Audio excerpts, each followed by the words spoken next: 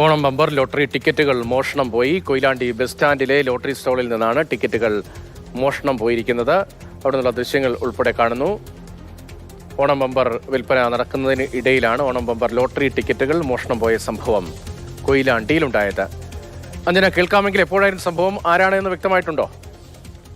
രതീഷ്, ഇന്നലെ വൈകിട്ടാണ് കൊയിലാണ്ടിയിലുള്ള ബസ് സ്റ്റാൻഡിൽ ലോട്ടറി സ്റ്റാളിൽ നിന്നും 52 ടിക്കറ്റുകളാണ് മോഷണം പോയിരിക്കുന്നത്. വൈകിട്ട് ഏതാണ്ട് ഒരു 6 മണിയോട് കൂടിയായിരുന്നു സംഭവം. മുസ്തഫ എന്ന ആളുടെ ഉടമസ്ഥയിലുള്ള VK ലോട്ടറി സ്റ്റാളിൽ നിന്നാണ് ടിക്കറ്റുകൾ മോഷണം പോയിരിക്കുന്നത്. ഇതിനു മുൻപും കഴിഞ്ഞ മാസം 22-ാം തീയതി ഇത്തരത്തിൽ ഇവിടെ നിന്ന് 22 ടിക്കറ്റുകൾ മോഷണം പോയിരുന്നു. അതുകൂടാതെ തന്നെ 3 ദിവസം മുൻപ് 3 ടിക്കറ്റുകളും മോഷണം പോയി. ഇന്നലെ മാത്രം ഏതാണ്ട് 52 ടിക്കറ്റുകളാണ് മോഷണം പോയിരിക്കുന്നത്. ഏതായാലും മുസ്തഫ കൊയിലാണ്ടി പോലീസ് സ്റ്റേഷനിൽ പരാതി നൽകിയിട്ടുണ്ട്. ഇന്നലെ വൈകിട്ട് തന്നെ. ഇന്ന് രാവിലെ ഏതായാലും പോലീസ് വന്ന് അന്വേഷണവും മറ്റും ഉണ്ടായിരുന്നു.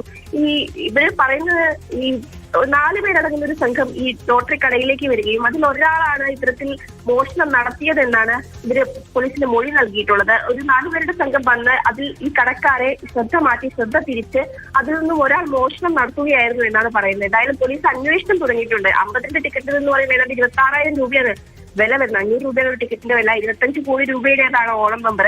ഏതായാലും പോലീസ് ഇക്കാര്യത്തിൽ അന്വേഷണം ആരംഭിച്ചിട്ടുണ്ട്. അഞ്ജന സുകുമാരനാണ് വിവരങ്ങൾ കോഴിക്കോട് നിന്ന് നൽകിയത്. ഓണം ബമ്പർ ലോട്ടറി ടിക്കറ്റുകളാണ് മോഷണം പോയിരിക്കുന്നത്. പോലീസിന്റെ അന്വേഷണം തുടരുകയാണ്.